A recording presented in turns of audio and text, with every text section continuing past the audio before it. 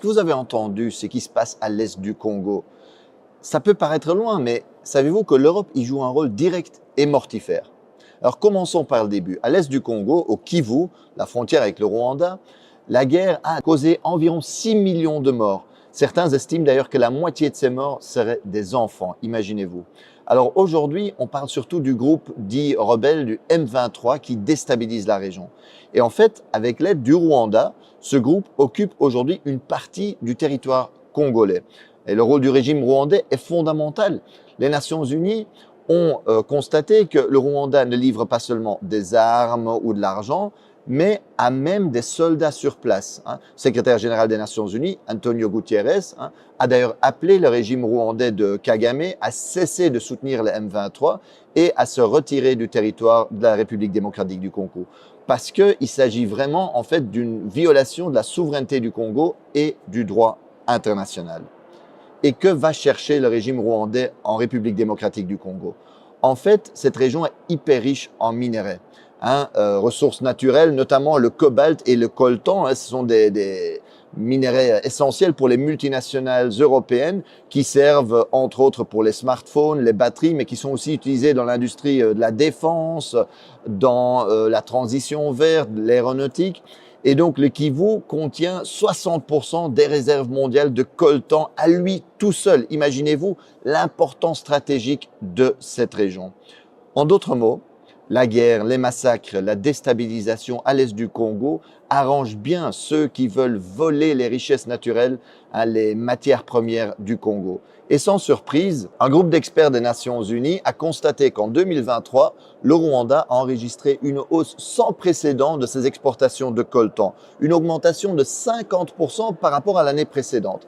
Et chaque mois, par exemple, M23 fait passer en contrebande 150 tonnes de coltan de la localité congolaise de Rubaya, occupée par eux, vers le Rwanda. C'est un pillage sans équivalent. C'est vraiment incroyable. Et certains qui regardent la carte me demandent, mais Marc, comment est-ce possible qu'un pays relativement petit comme le Rwanda est capable de déstabiliser de manière si durable le Congo, qui est beaucoup plus grand? Le Congo, c'est presque 2/3 de l'Europe, c'est 4 fois la France, 80 fois le territoire de la Belgique. Ben c'est qu'évidemment, ce n'est pas que le Rwanda, ce n'est pas qu'une question entre Congo et Rwanda, c'est que le Rwanda reçoit le soutien de l'Occident, des États-Unis, mais aussi de l'Europe. Chaque année, l'Union européenne offre par exemple des dizaines de millions d'aides à l'armée rwandaise. La Pologne a même promis toutes les armes, toutes les technologies militaires dont le régime aurait besoin. Et dans le cadre du programme Global Gateway, l'Europe a promis des investissements de 900 millions au Rwanda. Et cerise sur le gâteau, en février 2024, l'Union européenne a signé un protocole d'accord privilégié sur les matières premières avec le Rwanda. Et cela tandis que nous savons que le Rwanda va voler des matières premières au Congo. La Commission européenne, en fait, a été signé cet accord et a encouragé le Rwanda à piller, à intensifier le pillage des richesses congolaises. Regardez bien la chronologie. En fait, en février 2024, la Commission européenne va signer cet accord sur les matières premières avec le Rwanda. Et à peine 2 mois plus tard, en avril 2024, le M23 occupe la localité de Rubaya, qui représente 15% de la production mondiale de coltan, minerai stratégique. Chaque mois, aujourd'hui, 150 tonnes de coltan passent de là-bas vers le Rwanda, dans les mains, sans doute, de multinationales. Le vol et le pillage, c'est ça l'impérialisme concrètement aujourd'hui. Et d'ailleurs, il y en a qui rêvent d'occuper durablement l'Est du Congo en coupant le Congo en petits bouts.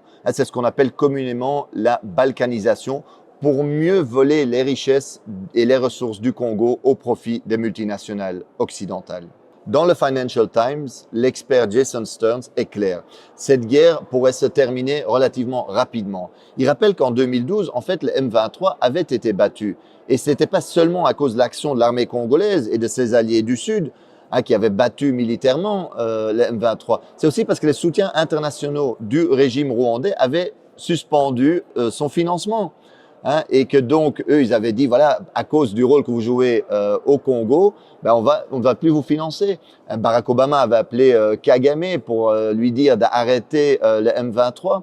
En d'autres mots, si l'Occident aujourd'hui ne sponsorisait pas cette guerre, elle pourrait prendre fin très rapidement. Et on pourrait éviter, on aurait pu éviter déjà beaucoup de ces morts, beaucoup de ces victimes innocentes aujourd'hui en Congo. L'impérialisme aujourd'hui, le vrai visage de la politique étrangère et commerciale européenne en Afrique, c'est ça. Et quand la Russie envahit l'Ukraine, l'Union européenne parle du droit international, à juste titre. Mais quand son allié rwandais viole la souveraineté congolaise, commet des massacres, elle soutient. Comme quand Israël occupe la Palestine, le Liban, la Syrie, l'Union européenne se range du côté de l'agresseur. Alors aujourd'hui, faisons pression sur les dirigeants européens parce que ce n'est pas acceptable que l'Europe joue ce rôle-là. Alors il est possible aujourd'hui de faire pression, c'est nécessaire pour que l'Europe arrête sa complicité avec les crimes sur place. Alors envoyons un message à Ursula von der Leyen, présidente de la Commission européenne, ou à la ministre des Affaires étrangères de l'Union européenne, Kaja Kallas. Envoyez-leur un message par les réseaux sociaux, envoyez-leur cette vidéo-ci. Et en plus, mobilisez-vous dans la rue parce qu'il faut mettre la pression sur nos gouvernements aujourd'hui.